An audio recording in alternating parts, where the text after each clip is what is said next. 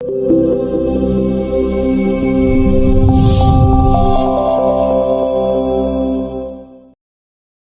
right, good morning, and thank you for joining the webinar on Lawson S3 for beginners. So we've had a lot of requests for having webinars on just kind of a beginner to Lawson type of kind of introduction. For really, you can think of it as if you're new to a company that has Lawson, or if you are basically switching roles into Lawson, or if you've kind of been working within Lawson and there's a lot of questions that you still have unanswered. This is a good introduction for you to kind of get to know the software a little bit better. We're not going to delve too deep into any specific area, but we are going to try to cover what Lawson is. But before that, so you may just be new to ERP in general, so I thought I would cover a little bit of the basics.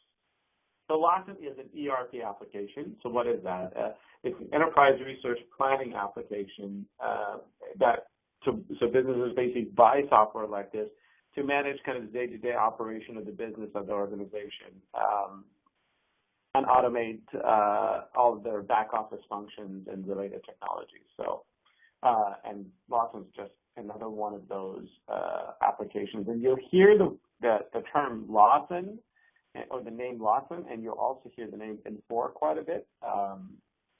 Infor is the company, and Lawson is the application. So what are the different components of an ERP application?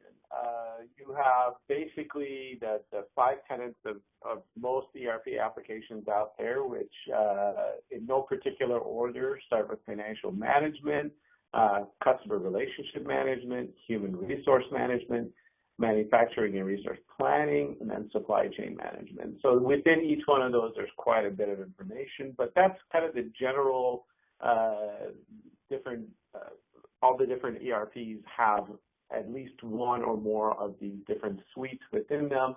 And Lawson actually covers most of what you see here, not very much into manufacturing and not a whole lot into customer relationship management, but financial management, human resource management, and supply chain management are definitely kind of Lawson's strong points. So that all sounds very boring, I'm sure, to you. And if we were at a party, you would probably start walking away from me at this point because this is probably not very exciting. So how do you explain to people what is it that you do? I like to think of Lawson as kind of QuickBooks for big business. And when I say big business, I like to kind of qualify that by saying a hospital-sized company, because most people understand how big a hospital is. And that's just kind of my way of relating that to people that I meet on a day-to-day basis. When I tell them I work with an application called Lawson, and when they're curious, that's what I tell them. And then when they ask me what I do, is I just tell them I help companies manage their IT infrastructure. And that's really what we do here at Nogalis. And very likely, if you're a client, you're using Lawson to manage some parts of your business. And if you're a user of the application, you're directly involved with Lawson on a day-to-day basis. So why do you need something like this? Like, why do you need Lawson? I like to kind of start with the why, then how, and what approach, because that is kind of the best way to understand some of these things. So these are just some of the categories that I could think of that, you use an ERP application for, like Lawson. So managing your finances, controlling inventory, managing and paying employees, administering benefits, ordering products and managing vendors, fulfilling orders, that sort of thing. I'm not going to go through the whole list. And then how does it work? How does one become a company that has a system like this? Well, most of the clients that I deal with on a day-to-day basis, I'd say they probably started out many, many years ago as a smaller company that probably had a smaller financial management package. And then as they grew, they realized that that didn't suffice. So they could have started with something like Great Plains or Solomon or something like that, and then at some point they realize that that is not going to grow with their business, so they switched over to an application like Lawson. Really kind of the sweet spot for Lawson, there's a lot of healthcare customers, there's a lot of retail customers, a lot of public sector customers that use Lawson, and kind of the sweet spot is when you grow around past a few thousand employees, 1,000 or 2,000 employees, your HR, that human capital management challenges become large enough that you need one of these bigger applications. Or when your financials grow big enough, you start facing different types of challenges within the business that require you to have the kind of accounting practices that only some of these bigger applications would offer. So really, the Lawson application itself, the one that you're very likely interested in, is called S3. And so there's two Lawson applications, one called S3 and the other one's called M3, and I don't believe M3 is any longer called Lawson. I think it's just called M3. So we're really just left with Lawson at this point. And Lawson, in its core, it does financial management, human capital management, and supply chain or procurement is sometimes how it's referred to. I like to think of them as finance, HR, and procurement. That's the terminology that I use and a lot of my colleagues use. So we'll dive a little deeper into those. So in financial management, you have things like general ledger, accounts payable and receivable, billing and revenue, and asset management. So those are kind of the big pieces of financial management. Human capital management, that's basically the stuff that you're very familiar with as an employee of a company. So your human resources, payroll, benefits, recruiting, any sort of talent management and learning management. And I should say that Lawson's strong suit is very likely this suite, is human capital management. That's kind of where I would say kind of it's the biggest strengths of Lawson lie. And then there is the supply chain management suite. There's procurement and purchase order. There's requisitions, inventory control, strategic sourcing, just basic supply chain management. So who's involved typically?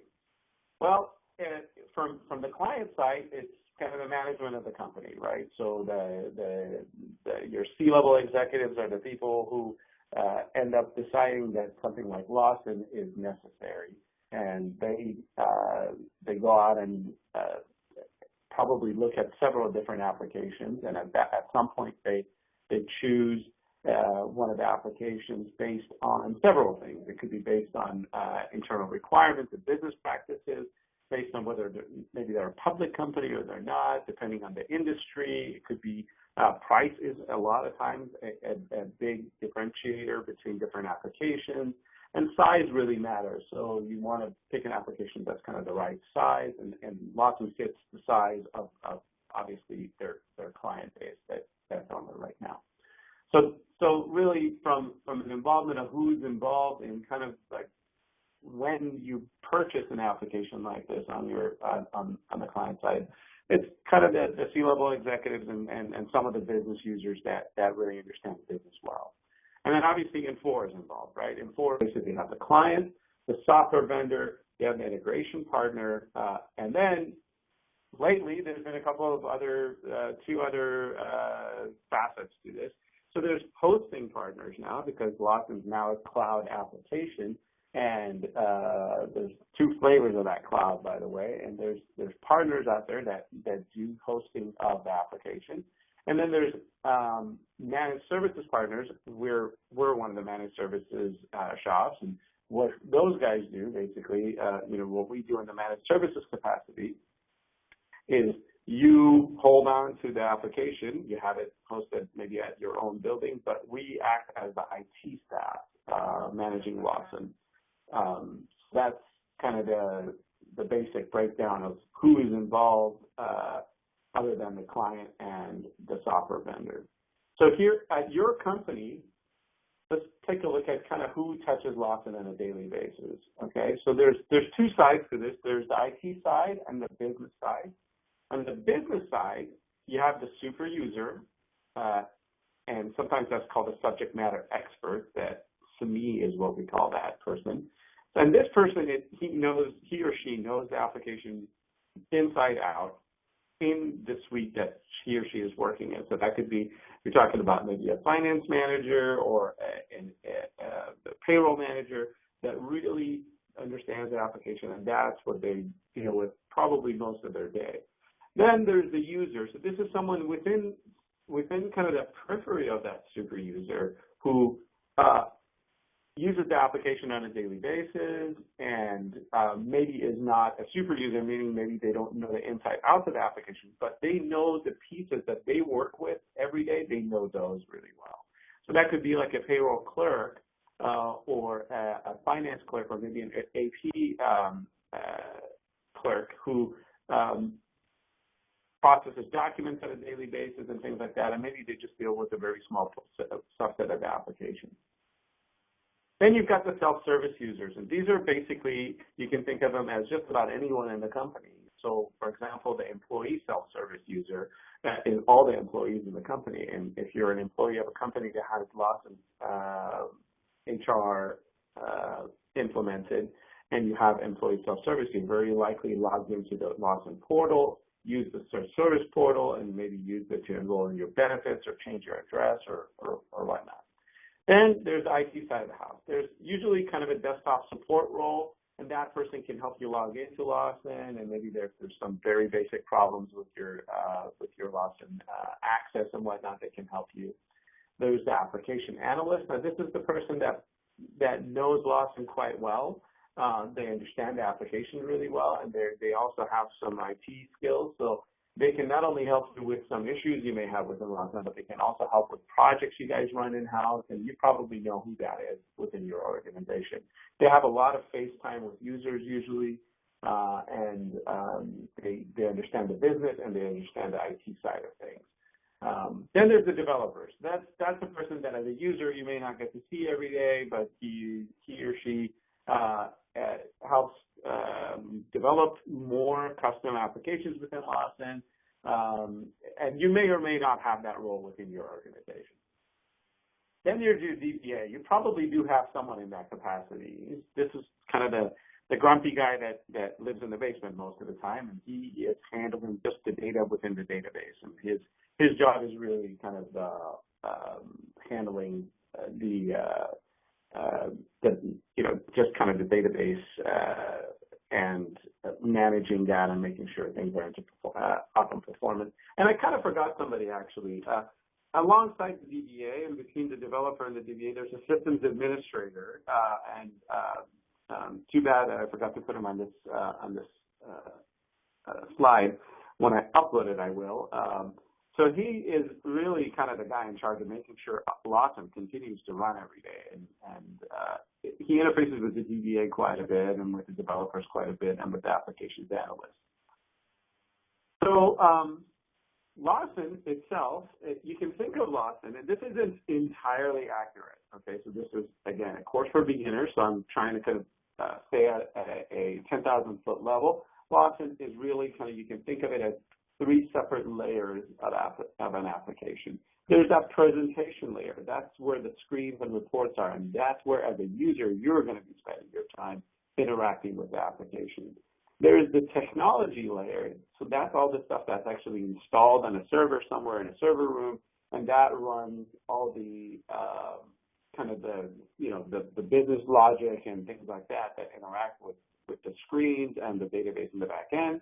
Then there's the data layer, the database layer, which actually stores the information that the technology layer is integrating with.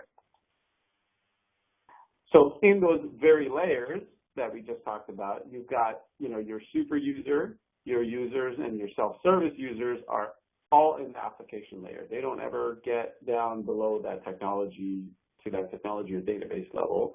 Then the application technology layer has kind of the IT folks in it that we talked about. And then the database layer is really got kind of our DBA in there. But in reality, those lines are a little blurred most of the time. Your users and your self-service users, they always stay just in that application layer. But then your super user might know a little bit more about the technology than he or she might lead on. And then your IT folks, not only are they in the application layer, but they probably understand the application itself really well, and they are in the presentation layer quite a bit, helping users and whatnot, so they understand that portion quite well. And then the developer, really, he is not just on the technology layer, but he does understand kind of that database layer quite well as well. So that the lines are blurred more than they are defined. So then finally, we have the database layer, and in that database layer, you basically have heard maybe terms around your organizations like prod, test, train, or dev. Those are the different databases where your data is stored, and that's really kind of as much detail as I want to get there, because most likely as a beginner to Lawson, there's no exposure for you to anything kind of on that layer. The application technology layer itself has quite a few different pieces to it. Okay, so this is probably the technology layer is probably the most complex layer that there is. But as a user, you may not need to know any of that. Okay, so there's just different components within there that are housed in the technology layer. These are all installed components. They all have their own function and they do things within the application. But it's kind of where users are using these things without directly really having access to them or even necessarily knowing what they are. And the reason I kind of went this route was because I didn't really want to show you this thing. It's, this is kind of what that technology layer might look like if you have it on a diagram. I actually got this diagram from the Infor website. And then finally, we have the presentation layer. So this is what the users are dealing with. And there's quite a few different ways of accessing the application. Now, for most of you who are on this call, just statistically, I'm going to assume that you're still on Lawson version 901. And in Lawson version 901, you really don't have access to all of these things, but some of them, and we'll get to that in a second. So these are just ways of accessing the application. In version 10, all of these are available. So here, this one's called the Lawson Smart Office. This is an application that as a user of the application, not a self-service user, mind you, so the super users and the users would have these installed on their desktop. It's an actual thing that you install on your desktop, and then you can access the application using this tool. And it's quite nice. It allows you to not only access the application and the data, but it allows you to do some ad hoc reporting and that sort of thing. And then there's the rich client. And it doesn't look like this guy, so it's not an actual rich client. It's this tool. This is a landmark kind of, this is the tool that you would access if you have any landmark applications. Now, you may not have any landmark applications installed. Now, to further confuse you, there are basic Lawson S3 applications, and then there are Lawson applications. So there's some historical significance to all of that, but the landmark applications are kind of, you can think of the landmark applications of the future of all these applications, and the Lawson S3 applications is kind of the past, where how things have been and they currently still mostly are, but everything's moving over to the landmark application. So the look and feel of things is going to look more like the rich client, very likely, and Mingle, which we're going to see in a second, than it does the other one. So this is Mingle. This is a brand new presentation layer. As you can see, it's very lively and very Web 2.0 and kind of very social looking. It's just another presentation layer, a way for you to access the business applications as you would within Smart Office per se. But this is another way to access them. And if you're on the correct versions of Lawson, so some of the later versions of Lawson, 10 and above, 10.0 and above, you do have access to the Infor Mingle presentation layer. And this one, I haven't gotten to portal yet. I just want to cover this last relic, which I still use from time to time. You'll see this guy around if you're in the back office quite a bit, or if you're working within IT, you may actually see what's called LID, the Lawson Insight Desktop. So this is a very old presentation layer that has been around for several years and will likely go away in the next 1 or 2 years completely. And it's actually available in the 9 application or the 901 suite and not anymore after that. This is the one most of you are familiar with and mostly you'll be working with. This is called the Lawson Portal, okay? So this is just a web deployed application. It is a browser-based application, so you can think of it as just a normal web page, more or less, that the applications reside in. And it, like I said, it's just another presentation layer for the application. So it's a little overwhelming because there's so many different presentation layers to the application.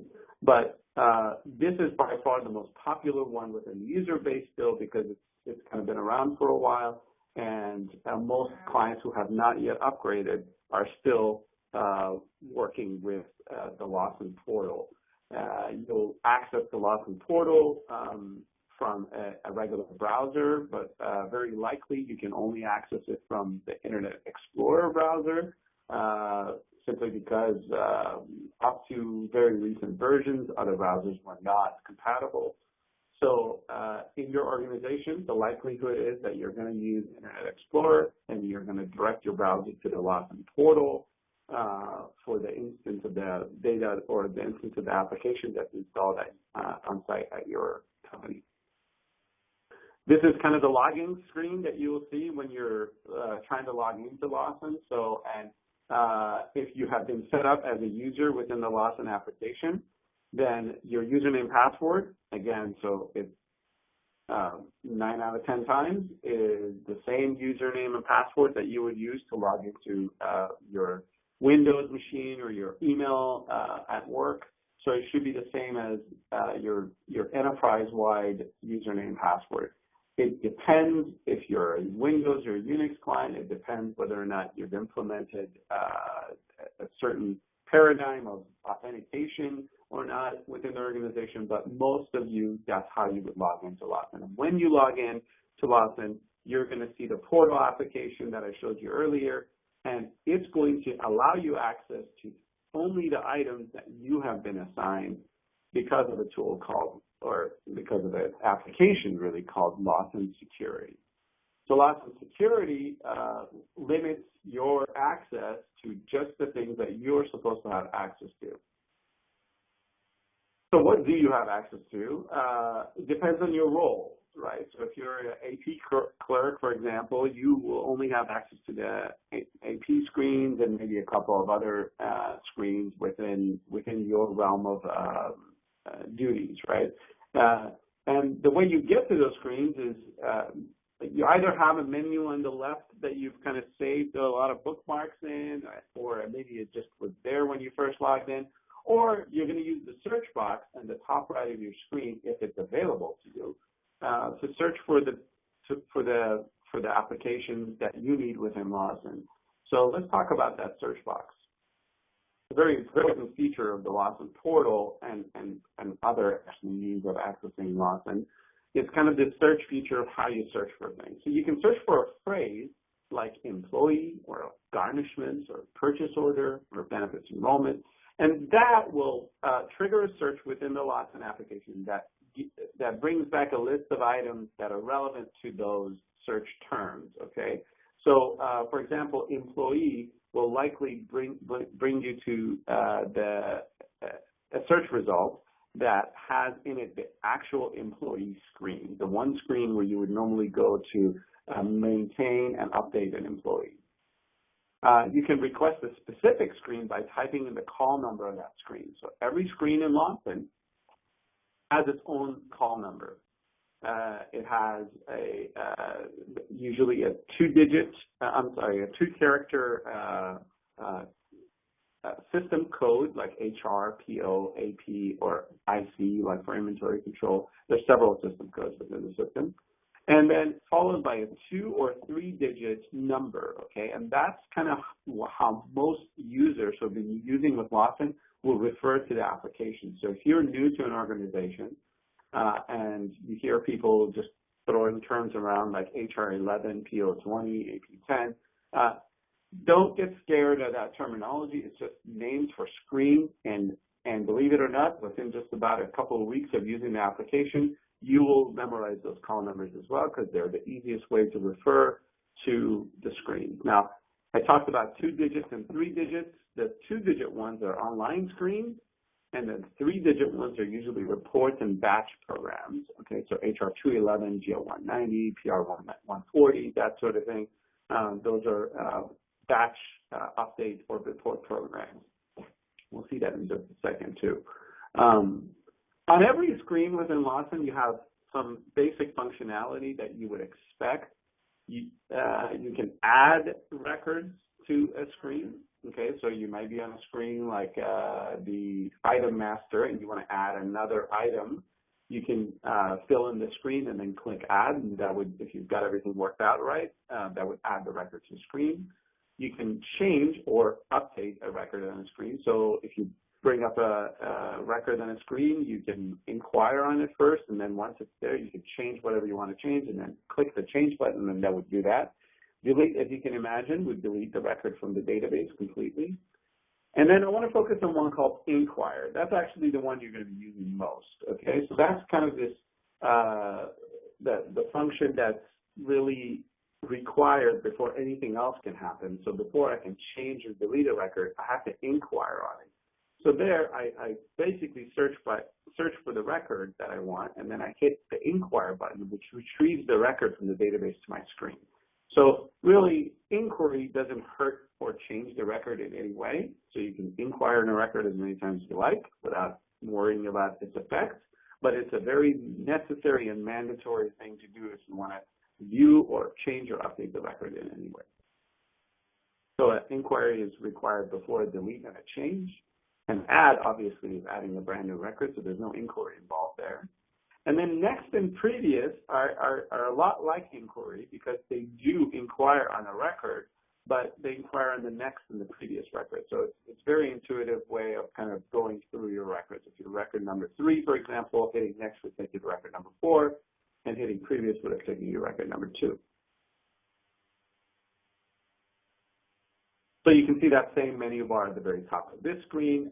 This is a screenshot of a portion of the HR11 screen within Lawson. And the reason I screenshot this is to show you that when you right-click on a field within Lawson, you have some options. This is by right-clicking really in the center of that field. You have the drill around and the select option. Let's talk about select for a second. So when you do a select, it's almost like doing a drop-down and selecting something. So those are the select displays available options for a field, and then you can select from those available options. But a drill around is something you may not be used to. Drill around is designed to just give you more information about that field that you're drilling around on. So what do I mean? So if I drill around on the employee field, I get a screen like this. I blocked out some of the information on the screen because it's actually for an actual employee's record. So I've blocked out his name and the location where he works. But the rest is the kind of information that you can take a look at. That menu bar on the left should give you a kind of an idea of what sort of things you can look at. You can look at work information, pay information, home address information, tax information, and then there's folders down there where you can open and really dig deep and really drill deep into this employee's record. So salary history information, what deductions this person has, who are his beneficiaries, that sort of thing. It's a really nice feature of Lawson that not many other ERPs have, is to drill around on the record without having to navigate away to different screens that are specific to that information. And it's kind of what it's for years that this has been a differentiator of Lawson when it goes up against other applications that don't have a different drill around functionality. The really nice thing about drill around is that you get viewing into other parts of the application very quickly without having to navigate elsewhere. So we talked about those screen names, and we're kind of starting to wrap up here because I want to leave room for some questions. We talked about these screen names, and there's some logic to these screen names that I wanted to kind of point out. Because when you're new to Lawson, you hear all of these screen names yelled at you. It may take you a while before you're comfortable with the terminology. So there's the two-digit number. So I talked about there's always a two-letter character that precedes the numbers, and those indicate the system code. So an HR 11 or an HR, any number really, HR 10 or 9 or whatever, those would signify that we're dealing in the HR system, much like BN 32 or BN 16 would tell you that we're in the benefits system, and then GL 40 or GL 70 would tell you that we're in the general ledger system. So that those two characters really are kind of telling you what realm are you dealing with. Some of them don't make a whole lot of sense, like LP is the absence management module, and the only reason it's not named AM is because that's reserved for asset management. So there's a couple of them that don't necessarily are not acronyms for the modules that they stand for, but most of them are. PO is purchase order, PR is payroll, so that sort of thing. And then, like I said, that's always followed by a set of numbers. It's either a two-digit number or a three-digit number. And what you see on your screen is kind of how to intuitively know the logic behind those numbers, and just from hearing the numbers, knowing what exactly they apply to. So there's the 0 to 99. So HR 00, for example, to HR 99 would be online and inquiry programs that are used for setup, maintenance, and actual changing of records in a real-time fashion, okay? And typically, the lower the number of the screen is, so really from 0 to 10, like HR 00, HR 01, PR 00, PR 01, that sort of thing, all of those very low numbers are meant for really kind of the setup level of the applications. The typical day-to-day will not be using those, okay? The typical user will not be using those. Mostly super users and kind of the IT analysts, and those people are the folks that are working in those very low numbered screens. The 10 to 20 or 30 or 40 screens, they're used quite often by most users.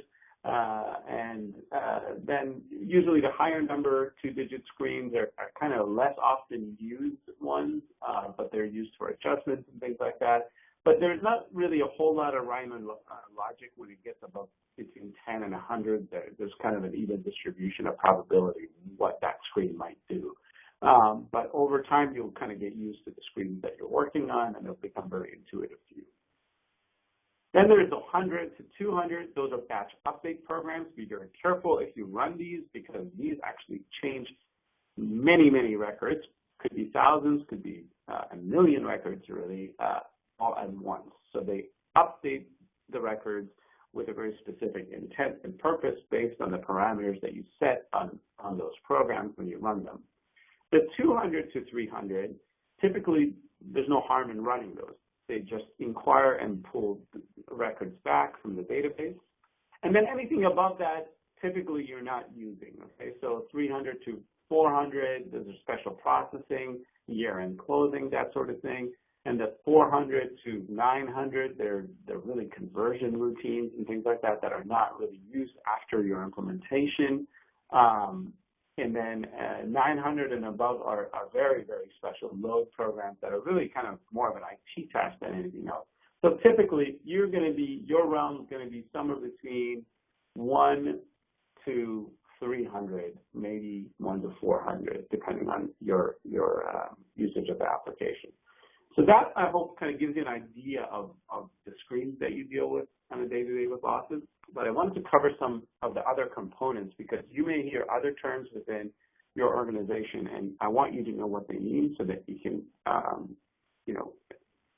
understand the scope of it within your organization. You hear a term called IPA or LPA, sometimes called process flow. This is the Infor Process Automation. It has many different names over the years. So in your organization, the culture might be that they're calling it different things, but they're very likely still calling it process flow or P-flow or process automation or process integrator even. What this tool does, it's really kind of an automation and integration tool. You build interfaces with it, or you automate specific tasks within the organization with it, or you can create approval flows and things like that with that tool. It's probably the most powerful tool within the organization that that your organization is using. There's the Lawson Business Intelligence, LBI, or Infor Business Intelligence. Now, this tool uses a reporting engine like Crystal Reports to basically do some reporting on the application. It has dashboards and smart notifications and things that help you build your business intelligence story, right? Your reporting and your numbers and your graphs and views into the data. It's also got some really neat ways of distributing that information to different users within the organizations and only letting them see what they're supposed to see. So that's a very powerful tool. There is what many users absolutely love, and they feel that it really empowers them to kind of become a super user, is the Microsoft Excel add-ins tool. Now, you may or may not have access to this within your organization, and even if you have it installed, you may or may not have access to it within security. But what the Microsoft Excel add-ins tool will do is within Excel, you'll be able to load a plugin really within Excel that allows you to access the Lawson application and run your own kind of ad hoc reports, and also be able to batch updates a lot of records all at once. It's an extremely powerful tool, very useful, and used almost every day by hundreds and hundreds of customers. Now, a couple other third-party applications. You might hear something called the BSI Tax Factory. If you're a payroll client, this tool, it's a third-party software application by BSI that allows you to integrates with Lawson and allows you to calculate your payroll taxes. As you can imagine, that's a very complicated thing to do. There's the self-service module. So if you have maybe employee self-service within your organization, you've probably used a self-service module. This is the module that all employees would have access to, and they would, in that system, they could change personal information, update address and emergency contact information, that sort of thing. And then also, they're very likely to enroll in their benefits using the self-service module. There is also the Requisition Center, which used to be called Requisition Self-Service. This tool allows your organization to kind of, the users within your organization to create requisitions within Lawson. There's a few other self-service tools, but they're not very common, like vendor self-service and mostly the self-service applications, you can think of them as kind of a wizard-like predefined way of a guided way of going through the application so that you don't really need to know the application inside out. You can just use it. And then as a user, you may hear the term in-basket. This term kind of refers to the tasks that are assigned to you, that are available to you, again, within the portal. There's also something called a mobile in-basket now that you can kind of get tasks assigned to you that you can take action on within your mobile device. An example might be a purchase order that needs approval. Well, if you're a manager, that might become a task in your in-basket. So when you log in, you'll notice that there's a task in your in-basket. You click on it, and there's an action to take. Maybe the action is approve this PO or reject this PO. So an in-basket is very much like an in-basket at your work, where just got a load of work in it for you to do. And then lastly, I want to talk about kind of the community within Lawson. So if you're new to Lawson, or if you're a beginner, it's very good to kind of have access to these different communities. There are these user groups in your, really just in every geographic area.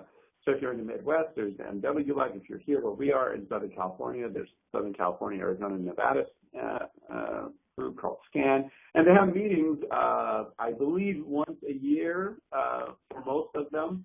You should inquire within your organization about the calendar of events. You're very likely getting emails from these organizations. And I could not recommend attending these more because they're very valuable resources for getting very quick training, getting some more exposure to the application. But first and foremost, really, for networking with other users that are using the application and kind of collaborating with them and understanding how they use the application. And then, those are the people that are going to be able to answer your questions best because they're also working in the same capacity as you are with the application, and I think it's a very valuable resource. So please attend all the user group meetings. There's actually one coming up here in Southern California on April 8th and 9th, and if you're in the area, we'd love to see you there. There is Inforum, again, an incredible event that Infor puts on, that you can attend. It's usually once a year, but I don't believe that they're going to be having one in 2015. The next one will be in 2016. It is a very large user conference for all Infor applications and all Infor users, and thousands of people usually gather together to kind of find out more about all the applications. There's several sessions throughout the day. There's vendors and new products and demos and things like that, usually 2 to 3 days. So very great event to attend. This last one was in New Orleans this past year, and again, it's a great resource. There's lots of web communities. There's Lawson Talk, Lawson Guru, the Infor community site. So those are really great resources for joining and asking questions you may have about the product, and other users will basically be the ones answering them. So if you're ever stuck on something, please attend one of these forums, sign up as a user, and ask, just ask away. Basically, just post your first question, introduce yourself, and you'll become a part of the community. I think it's a very great, tight-knit community that really the users care a lot about. And then last but not least, there's the Lawson support, or the Infor support site. It's called Infor Extreme. You have to have a username password for this. Someone within your organization is in charge of setting up that username and password for you so that you can access it. Then once you get there, there is a knowledge base that you can search on. There's lots of documents you can download. So there's a lot of opportunities kind of for self-learning on Infor Extreme. And then if you have any problems with the application, that's where you go to report them as well. So I encourage you, if your organization allows you to have an Infor Extreme username password, to use it, get in there and kind of like really explore and get yourself a little more familiar with the support options that are out there. Last but not least, keep calm and take a break. This is a lot of information. There is I think 3,500 screens within the Lawson application. And that's just the screens and reports. Those are the objects that are in the back. So there's quite a bit there. Don't overwhelm yourself. There's tons of learning resources online. There is the webinars that we do and other vendors probably do. And there's the user groups and whatnot. But within your organization, you probably have a lot of users that understand the application really well. But keep at your pace, and this stuff will just kind of become intuitive very quickly. It's a very well written application. It's very mature application. It's been around for 30 plus years, I believe now, and so the business rules that sit within the Lawson application are some of the best because of their maturity level. As far as education goes, our website, we host all our webinars on our website, and they're available to you at nogalis.com/education. Please go there and feel free to watch any of the webinars. You don't have to sign up to watch them. You can just click literally on any of those and watch the video and download the presentation. We'd love for you to give us feedback on those. And then there's the little form that you see right there for requesting or suggesting new topics for webinars. That's kind of how we found out that we needed to do one for beginners education to Lawson.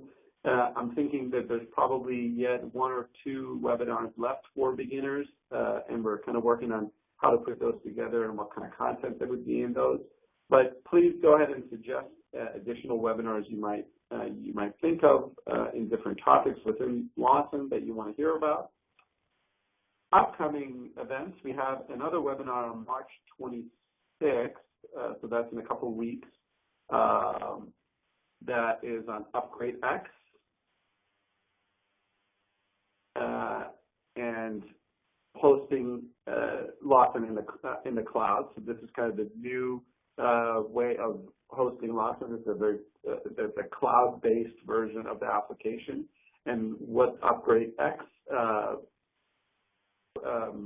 process is basically upgrading you from 901 to the 10 application, but at the same time moving you to the cloud. So this is kind of finding out what you need to know about Upgrade X and what it is and are you prepared for it, are you a good fit for it, that sort of thing. And then again, like I said, the next user group that we are going to be in is the West Coast Mega User Group Conference on April 8th and 9th. And we have 2 courses there. There's 5 things you need to know before you move to the cloud, and then 9 performance enhancers for your Lawson environment. And with that, I'm going to leave it to Q&A. If you have any questions, please go ahead and type them on the bottom left corner of your screen, and I'll be more than happy to stay here and answer them as long as you want. So there's a question from Rocky from San Diego. Is there a Lawson menu where we can see a list of program codes, ranges, and descriptions? There is. I'm trying to think of what is a good way for you to get to it. So in the back end, we have access to that exact thing you just asked for. But from a user standpoint, the search box is really kind of your best friend. So I would try just a few different search terms. I believe there is a search term to bring back kind of a list of a lot of screens. I don't quite remember it off the top of my head, unfortunately. If I do, I will post it when we post this webinar. I will post it in the description for you. Any other questions from anyone?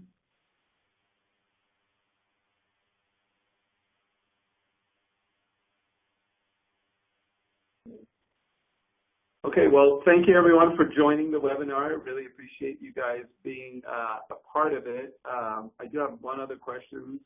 I'm sorry, there's a comment. You can put HRMN in the search field. Yeah, so the MN keyword, so the system code followed by MN will give you a menu for that specific suite of products. So, but there's nothing that, I don't believe there's one that gives you the whole application. But yes, that's a great point, Wendy. So Wendy said that if you put in the HRMN field, you'll get like the HR suite menu. The menu there isn't very complete, like it doesn't have everything in it, but it's pretty complete for most of the things that you would want to find. So HRMN, like menu, or PRMN, or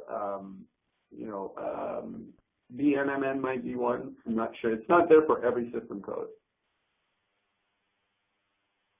Then there's also, thanks Wendy, great tips. There's also basically help for every screen. So while you're on the screen, you can click the help button, and once you're on the field, you can help the field help button, and that'll actually give you quite a bit of help. Then there's the FL. So Pamela and Wendy both mentioned that, I believe. That actually just Pamela, right? The flow chart. I wasn't aware that was available within Portal. Thanks, Pamela. If it is available within Portal, you can do the HRFL, and that will give you a flow chart. So FL as in Frank Larry. So the system code followed by FL will give you a flow chart. And I haven't tested that within Portal myself, but to your question, Rocky, you have 2 options to try now: HRFL and HRMN, or whatever system code you're curious about. Again, it isn't available for every system code, but those are 2 keywords that will help you get a menu system going. Excellent. So Rocky is verified and he can see results. Thank you. That's great, guys. This is the kind of collaboration I always hope for. Any other questions from anyone? Okay, guys. Well, thank you again for joining. Please join us for the next webinar on the 26th. And with that, I'm going to stop the recording.